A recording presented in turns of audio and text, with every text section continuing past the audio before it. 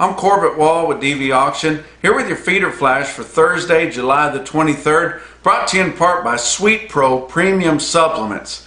Still out here in the Flint Hills going on some deliveries of these green grass yearlings off these Flint Hill pastures. A lot of cattle moving, a lot of these green grass yearlings moving through the auctions also. Just a lot of activity in your cattle market. And then on Wednesday, we saw the USDA investigation report drop on the packers here, both from the Holcomb fire and through the COVID, and a lot of accusations about price fixing, gouging, things of the like, and it was a game changer. I tell you what, guys, I had a lot of people message me as soon as the report come out, and they were very disgusted that they didn't fine or prosecute anybody involved.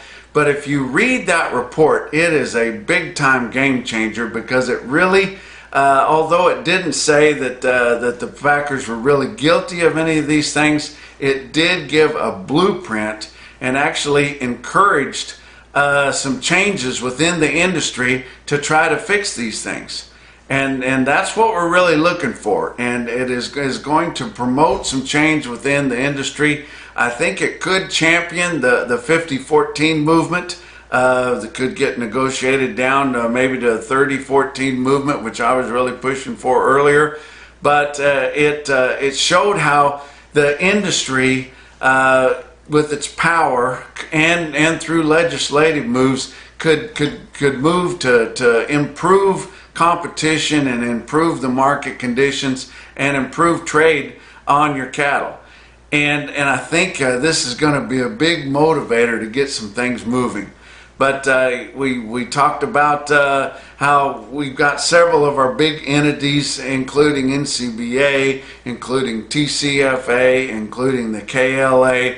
They're not wanting to do anything. They're just wanting status quo. Some of your meat institutes, American Meat Institute, they don't really want to make any changes either. But with this report, it encourages some changes that some of your other entities within the industry have pushed, and I think that we're probably going to see something happen. I will say that it's been heard that Pat Roberts, the chairman of the Ag Committee, the Senate Ag Committee, did not want this report released. It is going to push him to give a hearing and a vote on the 50-14 movement that Chuck Grassley and John Tester have promoted, and I think it's going to push something to happen here, guys.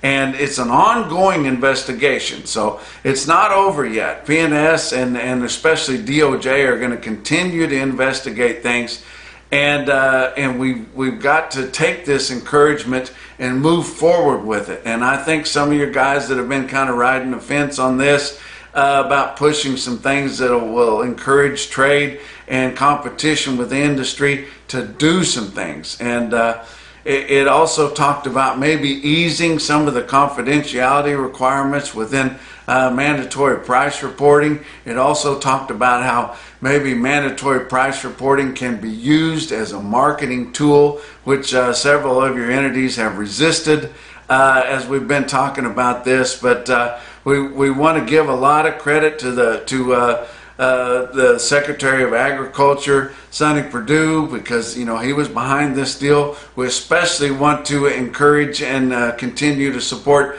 Undersecretary Eyeball, because he sees things. He's been out there, he's talked with not just the main spokesmen from the industry, whether or not they're really trying to help the industry or not, but some of the others and some of the grassroots movements that we've seen on the push here. But I think this is an encouraging deal, guys, and you guys need to read that report and embrace it, and call your legislators, your senators, your representatives, and tell them that you're behind some of this stuff.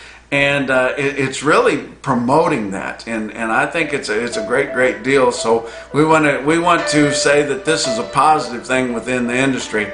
Tell you what, I was out in the Flint Hills on Wednesday there. Want to give some appreciation to my friend Wes Spinks there. He let me tag along on a delivery there of some cattle that he bought off the Big Bang Video, Joplin Regional Stockyards. Mr. Wesley's cattle there had 5 loads of cattle they delivered right there at the Bazaar Pens right on the Kansas Turnpike. And if you guys have ever went up through the Flint Hills on the Kansas Turnpike, you've seen the exit for those pens. And I've been by there 1,000 times and I never saw anybody delivering. Always wanted to be there when they did it.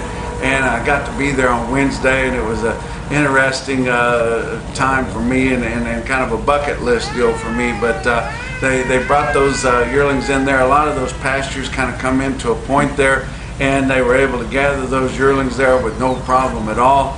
And you look at some of these yearling steers here, and I tell you what, top quality there. And talking with Mr. Wesley, he put these steers in at 560 pounds. Around April the 15th there. They were only out there for 90 days. Come off with a pay weight of 835 pounds. That's a 275 day gain, 275 pound gain on 90 days. That's just over 3 pounds a day on green grass, and that's it, guys. Wow, that is impressive. And then you look at the green condition of these cattle. They will go on to the feedlot and feed like champs there, and that's a money-making deal, and that's the way you do it, background in these cattle there. But was also able to go out to some sales on Wednesday. I went to Emporia livestock sales there, Vic and Brody Peak sale, and got to see several cattle sell through there. Not all the cattle are selling direct, guys. I told you about being at Fredonia, Kansas on Tuesday, and then went to Emporia on Wednesday. They're getting the green grass yearlings through there too, and a lot of the surrounding sales are getting them. But I want to mention these Berktal Brothers heifers that I saw sell at Emporia there. 220 of these, and I tell you, the condition on them was absolutely excellent. And there were 3 big loads of these cattle went through the scales there, several drafts to get them all weighed up, and they were just peas in a pod. 220 of these black heifers weighed 795 pounds at 132.75. Pretty impressive price there, as all these cattle are selling direct, but they're also selling through the sales too. Let's look at the board on Wednesday. August live cattle futures down just 35 cents at 101.50. October was down 40 cents at 105.72. You go to your out fronts on your live cattle contracts, and they were down 17 cents to up 90, and that up 90 was on your farthest out traded month of December 2021. August feeder cattle up 20 cents at 141.52. September was up 30 cents at 143.27. These continue to trade at a big premium to your cash index levels, but they're coming on, guys. And I made note on yesterday's visit that maybe these yearling prices aren't quite as good as they were a week ago, but we kind of saw a resurgence here late in the week, and we saw some of your sales that had yearlings in them, and they boosted them up just a little bit more, and man, I just can't believe the excitement about buying these cattle right now and putting them on feed. Although many of your big feeding outlets are starting to get full, they don't have any room for new cattle there. Trucks are kind of at a premium, and that's the deal. But I tell you what, guys are still wanting these cattle, and as good as some of those out front live cattle futures contracts are, you can still hedge some of these cattle, as cheap as this corn is going to be and as cheap as it is, to kind of lock in a small profit there. But you go on your out front feeder cattle contracts beyond September, and you saw they were up 15 cents to up 45, which is marginal but still supportive. Your fat cattle, we saw some more trade on Wednesday, and it was supportive, and I think that's what kind of helped your cash yearling feeder cattle in your auctions and those that were still selling direct. Most of your direct cattle off grass have already traded, but I talked to some guys that were doing some cleanup deals and getting some things sold, some strings sold that maybe hadn't sold over the last week or 10 days, and those were supportive. So we're kind of at the climax, at the peak right now. But encouraging sales of cash fat cattle on Wednesday. Iowa had 3,900 head confirmed sales from 97 to $1 live and 156 to 160 dressed, and that's the best we've seen so far this week. Nebraska finally traded some cattle, 6,900 head on Wednesday, All the live sales were at 98 bucks, which is pretty darn good there. That's well within last week's trading range and kind of inching towards the top of it. But your dress sales were at the top of last week's range from 158 to 160. Kansas 4,100 head there confirmed on Wednesday from 94 to 96 and a half, but largely from 95 to 96, and that's fully steady with last week. Texas only 800 head from 95 to 96 and a quarter. Box beef cutout values on Wednesday afternoon had choice cuts at 201.15 up 27 cents. Selects 189.28 down 202. There's not a lot of select product out there, but the choice is so plentiful that a lot of your retail outlets are evidently buying the choice and backing off of the select. But let's talk about some more of your feeder cattle prices for Wednesday. Your real-time index on DV auction late on Wednesday sitting at 138.14. That was up $1.66, and we've seen impressive cash yearling steer prices here for the last week or 10 days, and we still continued to gain on them. We had some really good sales on Wednesday, including Bassett, Nebraska, which, you know, whenever they come in, what those farmer feeders can do with that cheap corn and old money, I tell you what, it's unbelievable. They just, you think the cattle are high until you see a place like that sell where your farmer feeders are active, and it just blows everything else out of the water. So that's what really boosted your index levels on the RTI on Wednesday. Let's talk about your high volume sales on Wednesday. Okc West, El Reno, Oklahoma, 5,700 head there compared to just last week. Feeder steers are $1 to $3 higher. Feeder heifers $4 to $5 higher. Those are huge gains, and they've been gaining for the last several weeks, guys, right here during the big push of these grass yearlings.